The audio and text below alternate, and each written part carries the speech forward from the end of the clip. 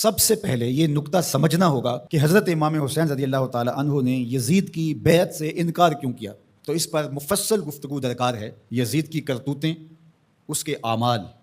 جس کی گواہی آپ تک پہنچی تھی، اور کچھ اعمال کے چشمدید گواہ تھے، اس لیے وہ یزید کو قبول نہیں کر سکتے تھے۔ آپ نے بیعت یزید سے انکار کرتے ہوئے کہا مثلی لا یبایع مثلہ،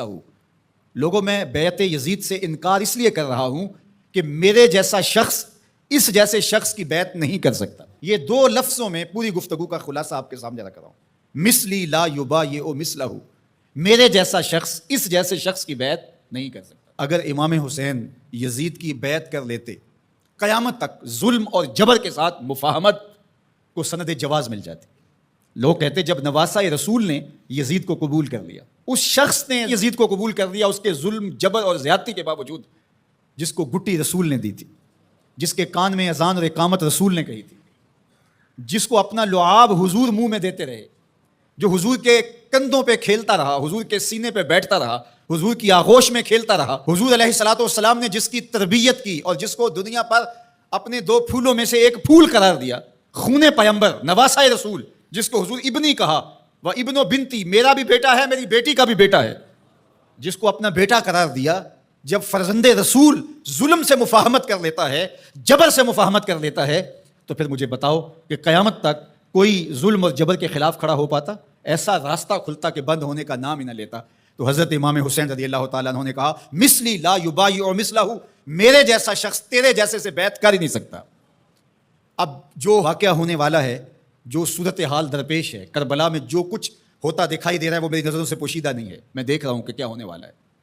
آپ نے مقام بیضا پہ جو خطبہ دیا، راستے میں ایک مقام پڑتا ہے اعیان و انصار کے ساتھ، اور آپ نے اس میں ایک تاریخ ساز جملہ ارشاد کیا جو آپ کے فلسفہ شہادت کو اجاگر کر دیتا ہے۔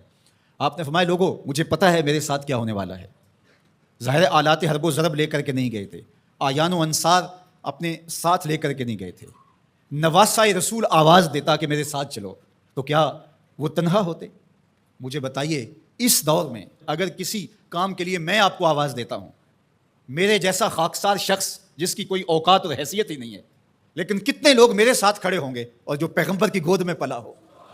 جب حسین ابن علی آواز دیتے تو کیا لوگ ساتھ کھڑے نہ ہوتے؟ ترماح بن عدی بن حاتم، یہ حاتم تائی کا پوتا ہے، حضرت عدی بن حاتم کا فرزند ہے، جو حضور پر ایمان لائے صحابی رسول کا فرزند ہے۔ یہ راستے میں حضرت امام حسین کو ملا، تو اس نے کہا کہ حضرت اگر آپ میرے ساتھ چلے جائیں تو میں چند دنوں کے اندر 30,000 افراد کا لشکر آپ کی پشت پہ کھڑا کر دوں گا، اور پھر ہم یزید کی اینٹ سے اینٹ بجا کے رکھ دیں گے۔ لیکن ترماح بن عدی کی پیشکش کو حضرت امام حسین نے قبول نہیں کیا، کہا بس مجھے جانے دو۔ تو کہا کہ لوگوں، میرے ساتھ جو ہونے جا رہا ہے، جو میری آنکھیں دیکھ رہی ہیں، مجھے اچھی طرح معلوم ہے، ہونے والے مناظر میری آنکھوں کے سامنے گھوم رہے ہیں، کوئی چیز میری نظروں سے پوشیدہ نہیں ہے، لیکن اس کے باوجود بھی میں کیوں جا رہا ہوں؟ تو وہ لفظ سنیے، عزیمتوں کی کتنی دل آویز کہانی ہے،